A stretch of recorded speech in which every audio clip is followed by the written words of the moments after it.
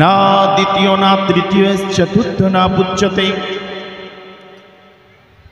না পঞ্চম না ষষ্ঠ সপ্তম না পুচ্যতে না অষ্টম নবম দশম না পুচ্যতে জয়তুম দেবমৃতং দেব লা ইলাহা হরতি পাপম ইল্লাহ পরমপাদম জন্ম বৈকুণ্ঠপুর অপইনতিত জপিনাম মোহাম্মদ নাশুমং চক্ষুষিদ্র দৃষ্টমননৈব চক্ষুষা দিব্যং দদামিতে চক্ষু পশ্যমে জগময়শ্বরম সর্বধর্মং পরিত্যাজ্য মাম একং শরণং ব্রজ অহং সর্বপাপে মোক্ষয়িষ্যামি মা সুত। হে তারমিন্দ্র মহাসুরেন্দ্র আল্লাহ জ্যেষ্ঠং শ্রেষ্ঠং পরমং পূর্ণং ব্রহ্মং আল্লাহ রসুল মুহাম্মদর কম্বরস্য ওম কুরকুরু স্বাহা ওম মঙ্গলম স্বাহা ওম দেবং স্বাহা।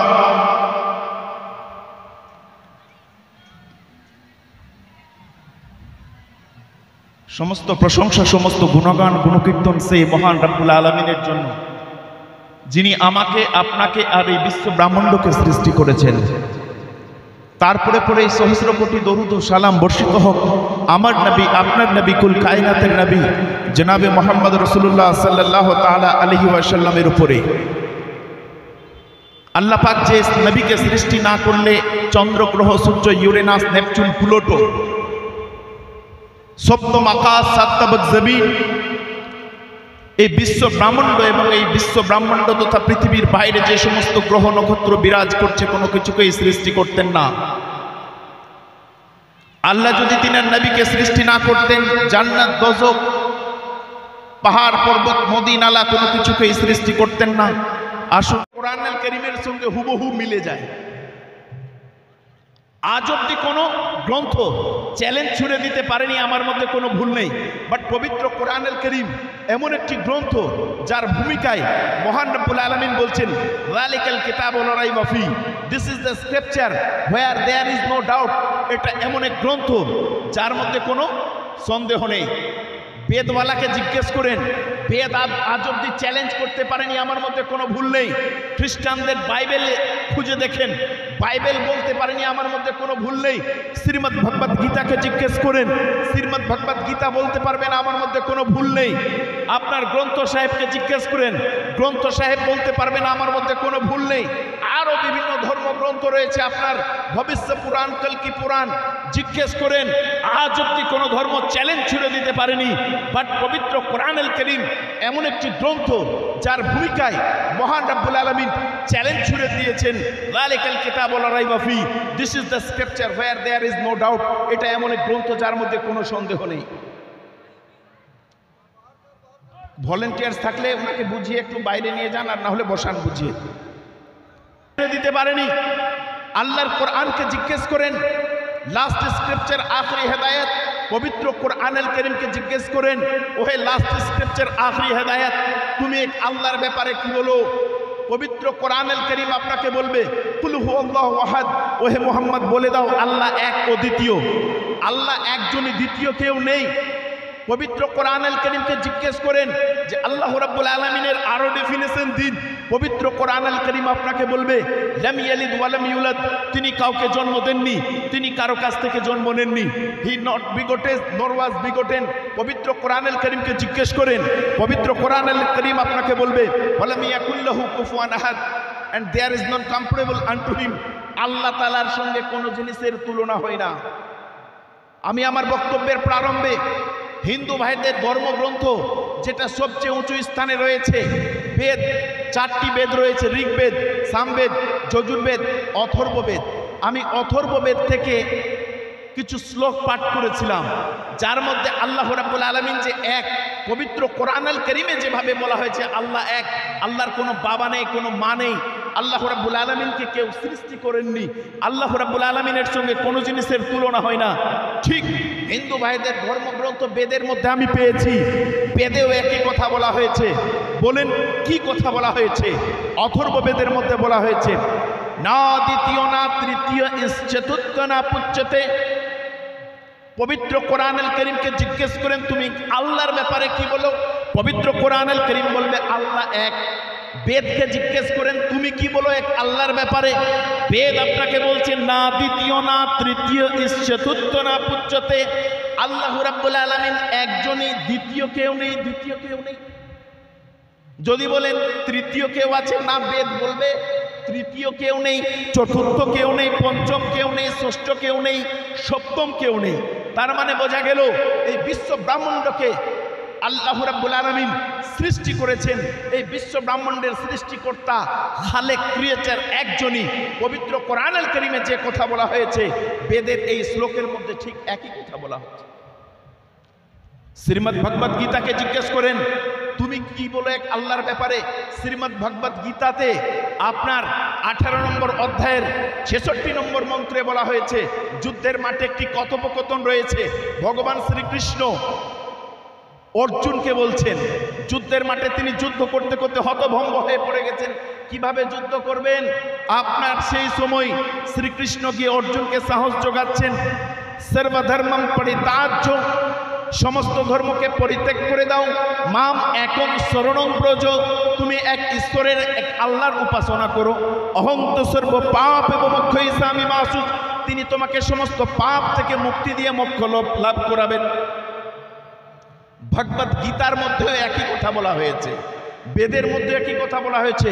আসুন দেখি আপনার শিখদের ধর্মগ্রন্থ গ্রন্থ সাহেবে কি বলা হয়েছে।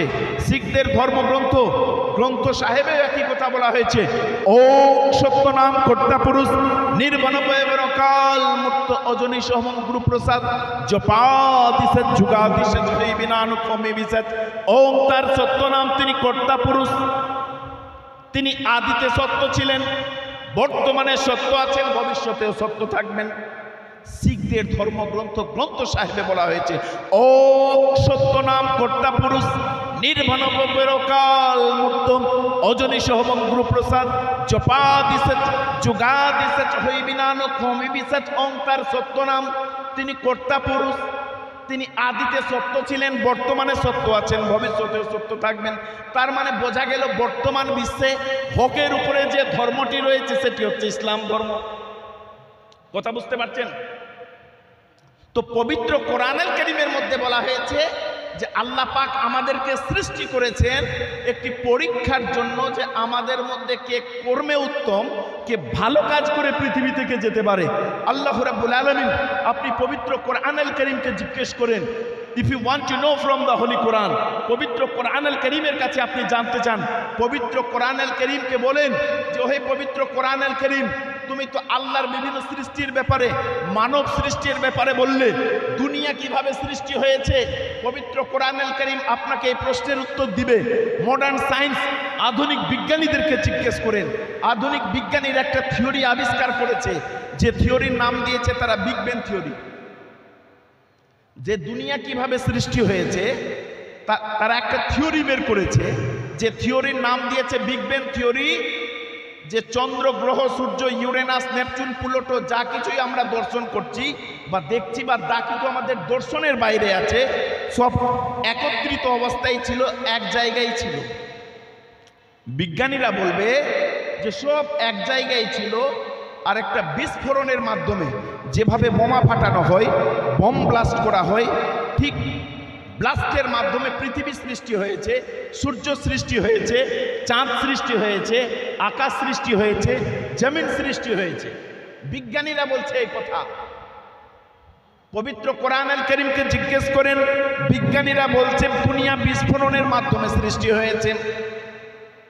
চন্দ্র, গ্রহ, সূর্য, চাঁদ, তারা যা কিছু আমরা দর্শন করছি, সাত তাবাক জমিন, সপ্তম আকাশ, আর আমাদের দর্শনের দেখার বাইরে যা কিছু রয়েছে সব বিস্ফোরণের মাধ্যমে সৃষ্টি হয়েছে, বিজ্ঞানীরা বলে। আসুন দেখি পবিত্র কোরআনুল কারীমকে জিজ্ঞেস করেন, তুমি কি বলো দুনিয়া সৃষ্টির ব্যাপারে। আজ থেকে 1400 বছর পূর্বে আল্লাহ রাব্বুল আলামিন পবিত্র কোরআনুল কারীমের মধ্যে বিগ ব্যাং থিওরির কথা বলে দিয়েছেন। বলুন সুবহানাল্লাহ। সূরা আম্বিয়ার মধ্যে আল্লাহ রাব্বুল আলামিন বলেছেন, আওয়ালাম ইয়ারাল্লাযীনা কাফারু আন্নাস সামাওয়াতি ওয়াল আরদা কানাতা রাতকান ফাফাতাকনাহুমা ওয়া জাআলনা মিনাল মাই কুল্লা শাইইন হাই।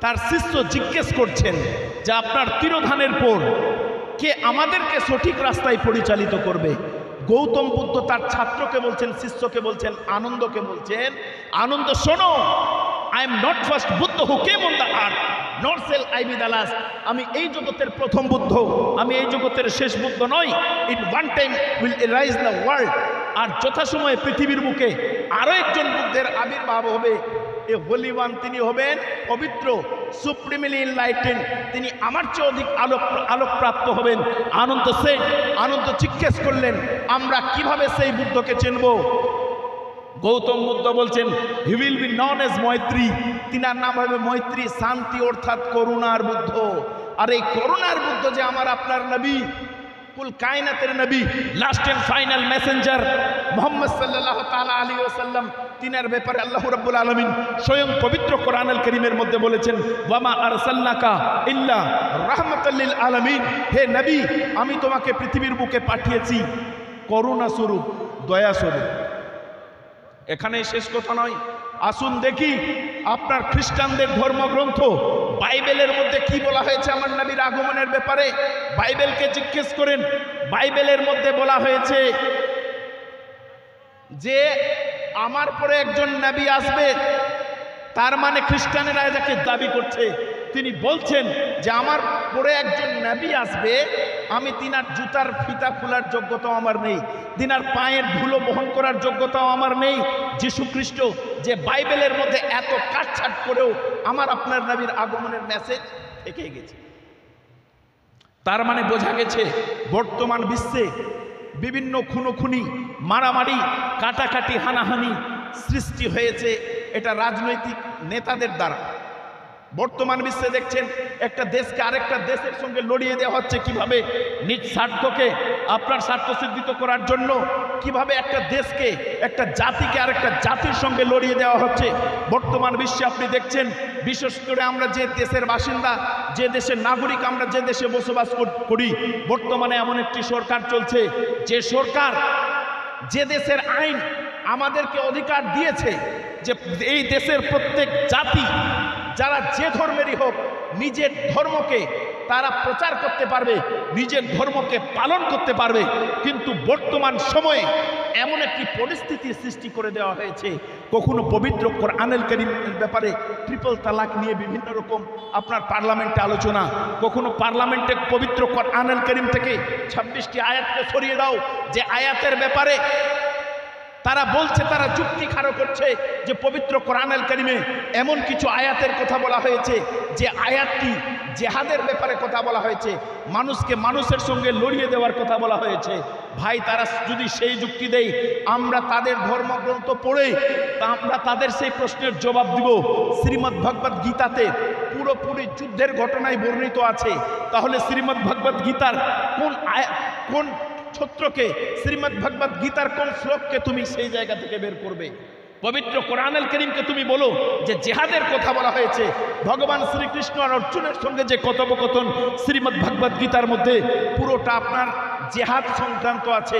যদি কোনো পণ্ডিত থাকে আমি তার সঙ্গে চ্যালেঞ্জ করতে রাজি আছি। আমি শ্রীমদ্ ভগবদ গীতা পুঙ্খানুপুঙ্খ লাইন বাই লাইন পড়েছি, পুরো শ্রীমদ্ ভগবদ গীতার মধ্যে যুদ্ধের ঘটনা বর্ণিত আছে। আজকে মুসলমানদেরকে বিভিন্নভাবে দাবিয়ে দেওয়ার চেষ্টা, মুসলমানদেরকে বিভিন্নভাবে ভুল বোঝানোর চেষ্টা, কখনো এনআরসির নাম করে, কখনো এনপিআর এর নাম করে, কখনো 360 370কে কাশ্মীরের সরজমিন থেকে উচ্ছেদ করে মুসলমানদেরকে দেশ থেকে বিতাড়িত করার যে পরিকল্পনা চলছে, মুসলমানেরা সজাগ। কারণ তারা মিথ্যা ইতিহাসকে আমাদের সামনে উপস্থাপন করছে যে ভারতের স্বাধীনতা আন্দোলনে মুসলমানদের কোনো অবদান ছিল না। তারা যুক্তি খাড়ো করছে যে ইতিহাস পড়ে দেখুক। আওরঙ্গজেবকে বিভিন্নভাবে তুচ্ছ তাচ্ছিল্য করার চেষ্টা করছে যে আওরঙ্গজেব নাকি হিন্দু ভাইদের মন্দির ভেঙেছিলেন। যে কলম দিয়ে লিখেছে আওরঙ্গজেব নিজের বৃদ্ধ পিতাকে বন্দী করেছিলেন, সেই কলম দিয়ে লেখা হয়েছে যে আওরঙ্গজেব বর্ণে বর্ণে কোরআন মানিয়া চলিতেন। ইতিহাস আপনাকে পড়তে হবে, ইতিহাস জানতে হবে। যিনারা গেছেন দিল্লির সেই ইন্ডিয়ার গেটে শত শত আপনার মুসলমানদের নাম লেখা আছে যিনারা ভারতকে স্বাধীন করার জন্য, এই দেশকে স্বাধীন করার জন্য নিজের বুকের তাজা রক্তকে ঝরিয়ে দিয়েছেন। কিন্তু বর্তমানে এমন একটি চক্রান্ত চলছে, ইতিহাস থেকে মুসলমানদের নামকে মুছে দিয়ে মুসলমানদেরকে বোকা বানানোর চেষ্টা করা হচ্ছে যে তোমাদের পূর্বপুরুষেরা যারা ভারত শাসন করেছে, বিশেষ করে আওরঙ্গজেবের নাম করে বা আরও বিভিন্ন রাজার নাম করে 850 থেকে 850 বছর ভারত শাসন করেছে, তারা হিন্দুদেরকে বিভিন্নভাবে মুসলিম ধর্মে কনভার্ট করিয়েছে। মিথ্যা ইতিহাস, ইতিহাস আপনাকে জানতে হবে। আমাদেরকে প্রতিনিয়ত বোকা বানানোর চেষ্টা করা হচ্ছে, মিথ্যা ইতিহাস উপস্থাপন করছে। ক্ষুদিরাম বসুকে ফাঁসি দিয়ে মারা হয়েছে, কথাটা সত্য, আমরা মেনে নিতে চাই। আমরা চাই ক্ষুদিরাম বসুর নাম সোনার অক্ষর দিয়ে ইতিহাসের পাতায় লেখা থাকুক।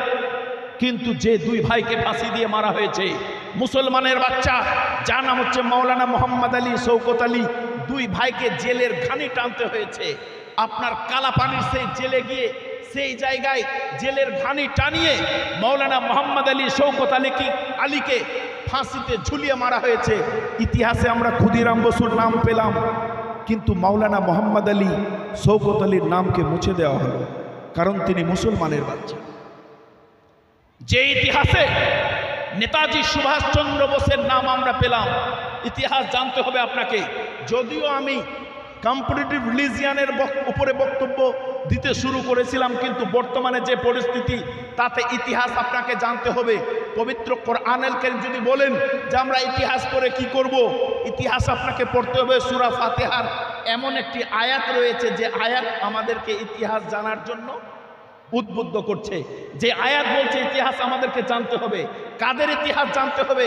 যারা পৃথিবীর মধ্যে দাঙ্গা হানাহানি, যারা বিপথে পরিচালিত হয়েছে, যারা খারাপ রাস্তায় গেছে, তাদের ইতিহাসকে যেমন জানতে হবে, সঠিক পথে যারা পথিক, যারা মানুষকে সঠিক রাস্তায় পরিচালিত করেছে, সঠিক পথের আহ্বান করেছে, ঠিক তার পাশাপাশি তাদের ইতিহাসকেও আমাদেরকে জানতে হবে। বর্তমানে আমি যে বললাম যে নেতাজির নাম ইতিহাসের পাতায় সোনার অক্ষর দিয়ে লেখা আছে, আমি চাই না যে নেতাজির নামকে ইতিহাসের পাতা থেকে সরিয়ে দেওয়া হোক, কিন্তু যে নেতাজিকে বিদেশে পাঠাতে সাহায্য করেছিলেন যে মৌলানা ওবায়দুল্লাহ সিন্ধি, তিনার নাম আমরা ইতিহাসে পেলাম না, তিনার নামকে উড়িয়ে দেওয়া হয়েছে ইতিহাসের পাতা থেকে। যে ওবায়দুল্লাহ সিন্ধি ভারতকে স্বাধীন করার জন্য বিদেশে গিয়ে মানুষের কাছে চাঁদা চেয়েছে যে আমরা স্ট্যান্ড গান কিনবো, আমরা বিভিন্ন রকম হাতিয়ার কিনবো, ব্রিটিশরা আমাদেরকে মেরে মেরে শেষ করছে, বিদেশে চাঁদা তুলে রেখে দিয়ে এসেছিলেন। আর যেই নেতাজিকে কলকাতার সেই বাড়ি থেকে আফগানিস্তান দিয়ে কাবুলিওয়ালা সাজিয়ে বিদেশে পাঠানো হলো, নেতাজির নাম আমরা ইতিহাসে পেলাম।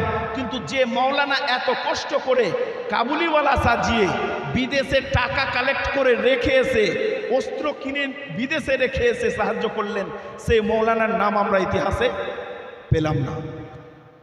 নুরুন্নেসা একজন মুসলমানের মেয়ে, নুরুন্নেসা, যে নুরুন্নেসাকে ব্রিটিশের কুকুরকে কেটে ব্রিটিশের কুকুরকে সে নুরুন্নেসার মাংসকে পিস পিস করে খাওয়ানো হয়েছে, নুরুন্নেসার নাম আমরা ইতিহাসে পেলাম না। ভারতকে স্বাধীন করার জন্য গোল টেবিল বৈঠকে বুক চাপড়ে টেবিল চাপড়ে ব্রিটিশদের বিরুদ্ধে যে মৌলানা আওয়াজ তুলেছিলেন যে না ব্রিটিশ তুমি ভারত ছাড়ো, সেই মৌলানার নাম আমরা ইতিহাসে পেলাম না। গান্ধীজির নাম সোনার অক্ষর দিয়ে ইতিহাসে লেখা আছে, আমি চাই না গান্ধীজির নামকে ইতিহাস থেকে মুছে ফেলা হোক, কিন্তু যে মৌলানা ব্রিটিশদের বিরুদ্ধে টেবিল চাপড়ে কথা বলেছিলেন সেই মৌলানার নাম হচ্ছে হযরত মহানি। হযরত মহানির নামকে ইতিহাস থেকে মুছে দেওয়া হয়েছে, গান্ধীজির নামকে সেই জায়গায় রাখা হয়েছে, সোনার অক্ষর দিয়ে লেখা হচ্ছে। ভুল বোঝানো হচ্ছে। মুসলমানদের কি আছে? মুসলমানেরা কতটা রক্ত প্রবাহিত করেছে ভারতকে স্বাধীন করার জন্য, সেই ঐতিহাসিকদেরকে জিজ্ঞেস করেন। জেনারেল ওডায়ারের নেতৃত্বে পাঞ্জাবের সে জালিয়ানওয়ালাবাগে গুলি বর্ষণ করে জালিয়ানওয়ালাবাগের হত্যাকাণ্ড 1919 সালের 13 এপ্রিল মুসলমানদেরকে কিভাবে কচু কাটা করে গুলি চালিয়ে চালিয়ে শহীদ করা হয়েছিল। সেই মুসলমানদের নাম আমরা ইতিহাসের পাতায় পেলাম না। আজকে সচরাচর প্রত্যেক পদে বিভিন্ন জায়গায় আমাদের এই রাজ্যের মানুষেরা বিভিন্ন রাজ্যে গেলে কোনো সময় দেখবেন আপনার ইউটিউবে ফেসবুকে দাড়ি ধরে মারা হচ্ছে, কখনো জয় শ্রীরামের নারা লাগাতে বলা হচ্ছে, কখনো গাছে বেঁধে মারা হচ্ছে, কখনো গাছে বেঁধে প্রহার করা হচ্ছে, বিভিন্নভাবে তুচ্ছ তাচ্ছিল্য করা হচ্ছে। কালিয়াচকের সেই সুযোগ্য সন্তান আফরাজুল খানের ভিডিও, আফরাজুল ভাইয়ের ভিডিও দেখেছেন যে কিভাবে তাকে কাইতা দিয়ে কুপিয়ে শরীরের মধ্যে পেট্রোল ঢেলে আগুন জ্বালিয়ে দিয়ে আবার ভিডিও বানিয়ে সেই ভিডিওকে সোশ্যাল মিডিয়ায় আপলোড করছে। মুসলমানদের ইতিহাস জানতে হবে, মুসলমান সজাগ। আমি বলছি না যে আপনার ছেলেকে ইতিহাস পড়াতে হবে না, আমি বলছি না যে আপনার ছেলেকে শুধু আলেম বানান। আপনার ছেলে যেমন আলেম হবে, পাশাপাশি আপনার ছেলেটি যদি সঠিক ইতিহাস জানে, সেই নেতাদের মুখে থাপ্পড় দিয়ে জবাব কেড়ে নেবে, সেই নেতাদের মুখে থাপ্পড় নিয়ে তারা মুখে প্রতিবাদ করতে পারবে যে ক্ষুদিরাম বসুকে যেভাবে ফাঁসিতে ঝোলানো হয়েছে, মৌলানা আশফাকুল্লাহকে ফাঁসিতে ঝোলানো হয়েছে, আপনার ক্ষুদিরাম বসুকে, ভগৎ সিংকে যেভাবে ফাঁসিতে ঝোলানো হয়েছে, মুসলমানের বাচ্চা মৌলানা মোহাম্মদ আলী, শৌকত আলীকে ফাঁসিতে ঝোলানো হয়েছে। কিন্তু কই ক্ষুদিরাম বসুর নাম তো আমরা ইতিহাসে পেলাম, কিন্তু সেই মুসলমান ভাইদের নাম যিনারা দেশকে স্বাধীন করার জন্য নিজের বুকের তাজা রক্তকে বয়ে দিয়ে গেলেন, কই তিনাদের নাম তো আমরা ইতিহাসে পেলাম না। বর্তমানে এমন একটি পরিকল্পনা চলছে সংবিধানকে চেঞ্জ করার। ভারতের সংবিধান, ভারতের আইন ব্যবস্থা এমন যে কনস্টিটিউশন অফ ইন্ডিয়া রাইট দিয়েছে, অধিকার দিয়েছে প্রত্যেককে স্বাধীনভাবে বাঁচার, প্রত্যেকেই স্বাধীনভাবে নিজের ধর্মকে প্রচার করার, নিজের ধর্মকে পালন করার। কিন্তু ভাইরা, বর্তমান বিশ্বে, বর্তমান ভারতে এমন একটি পরিস্থিতি, এমন একটি বীজ বপন করা হয়েছে মিথ্যা ইতিহাসের, যে ইতিহাস দিয়ে আজকে মুসলমানদেরকে বিভিন্নভাবে তুচ্ছ তাচ্ছিল্য করা হচ্ছে, যে মিথ্যা ইতিহাসকে পেশ করে জাতিকে আজকে বোকা বানানো হচ্ছে, যে ইতিহাসকে আজকে মিথ্যা ইতিহাসকে পেশ করে মুসলমানদেরকে দেশ ছাড়ার পরিকল্পনা, এনআরসির পরিকল্পনা, এনপিআরের পরিকল্পনা। সঠিক ইতিহাস আপনাকে জানতে হবে, আর সেই ইতিহাসকে সঠিকভাবে উপস্থাপন করতে হবে। আপনাকে প্রতিবাদ করতেই হবে, না হলে যা হওয়ার তা হবে, বুঝে নিন। যাই হোক, আমার বলার বক্তব্যই ছিল, যেহেতু ইশতেহারে আমার নাম নিচে লেখা হয়েছে যে ইতিহাসের গবেষক, আমি বিভিন্ন ইতিহাস যেভাবে ইউনিভার্সিটি কলেজে ইতিহাস পড়েছি, তার পাশাপাশি সিলেবাসের বাইরে যে সমস্ত ইতিহাস রয়েছে, ভারতের স্বাধীনতা আন্দোলনে মুসলমানদের কতটা অবদান রয়েছে, ঠিক তার পাশাপাশি সিলেবাসের বাইরের ইতিহাস পড়েছি।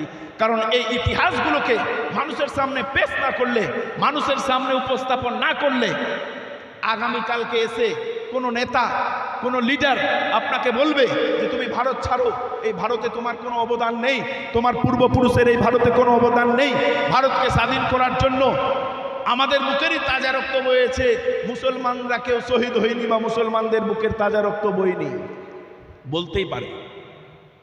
বেরাদার, সজাগ হন। আসুন আমি আমার বক্তব্যকে সামনের দিকে এগিয়ে নিয়ে যাবো। একবার দৌড় পড়েন আল্লাহুম্মা। টপিক ছিল যে আল্লাহ পাক আমাদেরকে সৃষ্টি করেছেন ইবাদত বন্দেগীর জন্য। দুনিয়ার মুখে এসেছি আমরা পরীক্ষা দেওয়ার জন্য। তো পরীক্ষা কেমন পরীক্ষা? দুনিয়ার বুকে আল্লাহ রাব্বুল আলামিন লোভ লালসার অনেক জিনিসকে পৃথিবীর বুকে ছেড়ে দিয়েছেন, নাহলে পরীক্ষা হবেই কিভাবে? আল্লাহ রাব্বুল আলামিন সুদ মুক্ত অর্থনীতির ব্যবস্থা, জাকাতের ব্যবস্থা পবিত্র কোরআনুল কারীমের মধ্যে বলেছেন, আকিমুস সালাতা ওয়া আতুজ যাকাত, তোমরা সালাত কায়েম করো এবং যাকাত দাও। শয়তান কি আবিষ্কার করেছে? সুদযুক্ত অর্থনীতি, সুদের সিস্টেম, সুদি কারবার। আল্লাহ পাক পবিত্র কোরআনুল কারীমের মধ্যে বলেছেন, ওহে ঈমানদারগণ, তোমরা যারা ঈমান নিয়ে এসেছো, ইয়া আইয়ুহাল্লাযীনা আমানু কুতিবা আলাইকুমুস সিয়াম কামা কুতিবা আলাল্লাযীনা মিন ক্বাবলিকুম লাআল্লাকুম তাত্তাকুন। ওহে ঈমানদারগণ, তোমাদের উপর রোজাকে ফরজ করা হয়েছে যেভাবে তোমাদের পূর্ববর্তী নবী রাসূলদের উপর রোজাকে ফরজ করা হয়েছিল। আল্লাহ পাক পবিত্র কোরআনুল কারীমের মধ্যে এমন কিছু আয়াত দিয়েছেন যে আয়াতের মধ্যে আল্লাহ পাক বলছেন যে এই কাজগুলো তোমরা করো। আর কিছু আয়াত আল্লাহ রাব্বুল আলামিন পবিত্র কোরআনুল কারীমের মধ্যে দিয়েছে যে এই কাজগুলো থেকে তোমরা বিরত থাকো, দূরে সরে থাকো। তো তো কোন কাজগুলো আমাদেরকে করতে হবে? আল্লাহ পাক বলছেন আকিমুস সালাতা ওয়া আতুজ যাকাত। নামাজ শব্দটা পবিত্র কোরআনুল কারীমের কোথাও নেই। আল্লাহ পাক বলছেন যে সালাত কায়েম করো, মানে নামাজ কায়েম করো। আর কি ওয়া আতুজ যাকাত, তোমাদের মধ্যে যারা সম্পদশালী, যাদের উপরে যাকাত ফরজ হয়ে গেছে, বছরের শেষ দিনে তোমরা তোমাদের সম্পদের যা সঞ্চয় করেছো তার 2.5% যাকাত হিসাবে বের করো। আচ্ছা বাবা,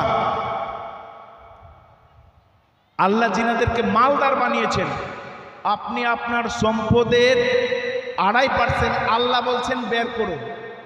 আপনি যদি বের না করে ওই সম্পদটাকে আপনার সম্পদের মধ্যে মিশিয়ে রাখেন, যে সম্পদটা অন্যের হোক, 2.5%টা অন্যের হোক, তো আপনি যদি সেই 2.5%কে খেয়ে বসেন, আপনি হারাম খেলেন, অন্যের হক খেলেন, কাল কিয়ামতের মাঠে আপনি ফেঁসে যাবেন।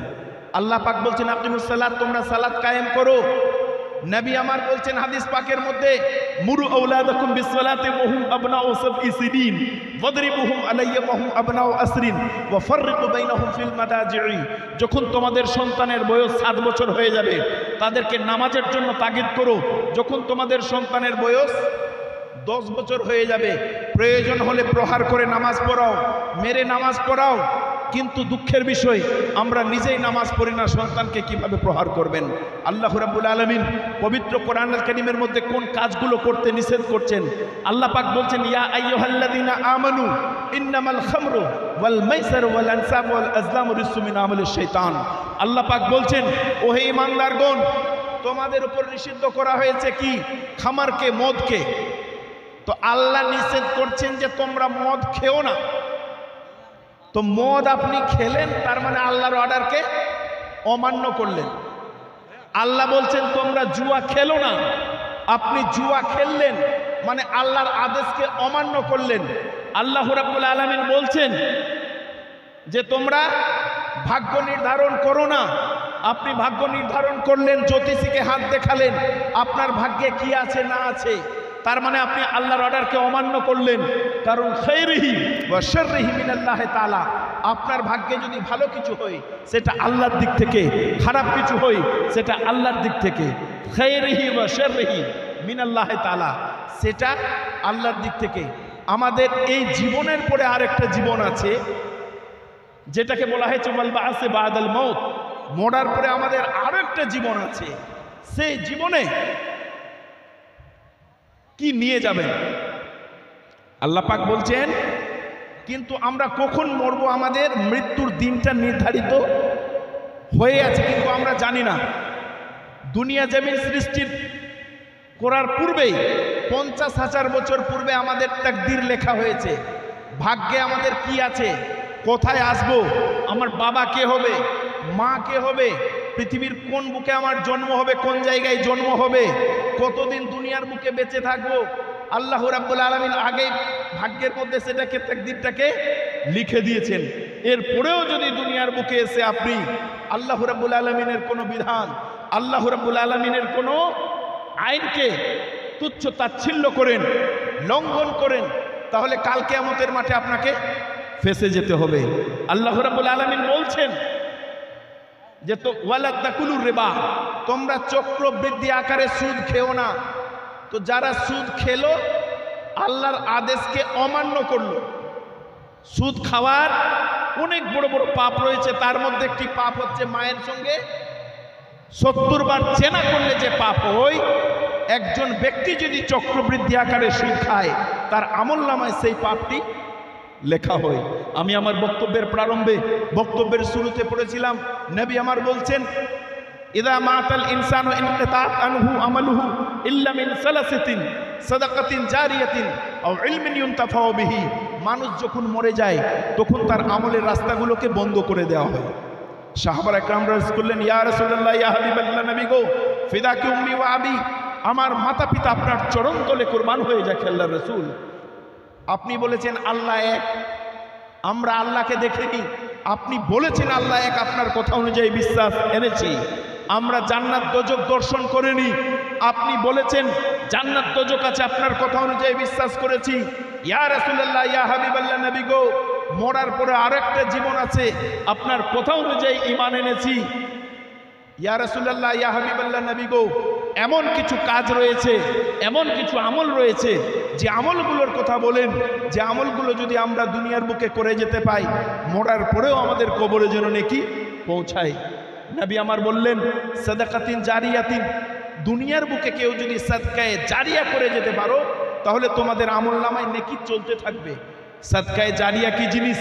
আপনি আল্লাহর ঘর মসজিদ নির্মাণের জন্য একটি টাকাও যদি দিয়ে থাকেন, আল্লাহর ঘর মসজিদ নির্মাণের জন্য একটি ইটও দিয়ে থাকেন, আল্লাহর ঘর মসজিদ নির্মাণের জন্য এক বস্তা সিমেন্টও যদি দিয়ে থাকেন, তাহলে আপনার আমল নামায় সাদকায়ে জারিয়া চলে যাবে।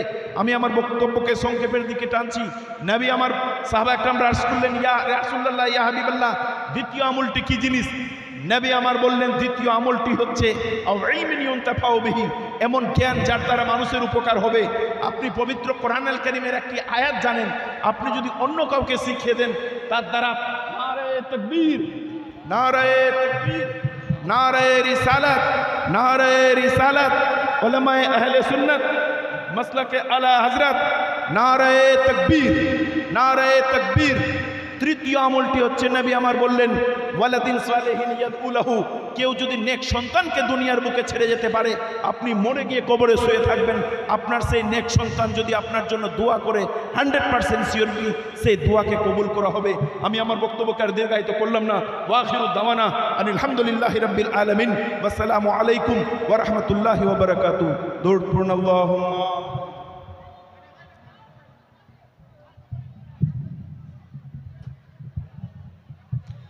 बरदरान इस्लाम, जनाब हज़रत मौलाना जुबानी वक्ता उबैदुल इस्लाम साहब के बुला तशरीफ़ ला चुके हैं। जितने बाहर हैं पेंडल के, सब लोग पेंडल के अंदर आएँ। क्या भैया आप चाहते हैं कि आखिरत में भी जन्नत के बाहर घूमें? अरे लोगों को जन्नत के बाहर में शानदार दरख्त के नीचे में जगह मिलेगी, जन्नत के अंदर देखेगा तो ख्वाहिश करेंगे मौला कम से कम दरवाजे तक पहुंचा दे। जब जन्नत के दरवाजे में पहुंचा दिया जाएगा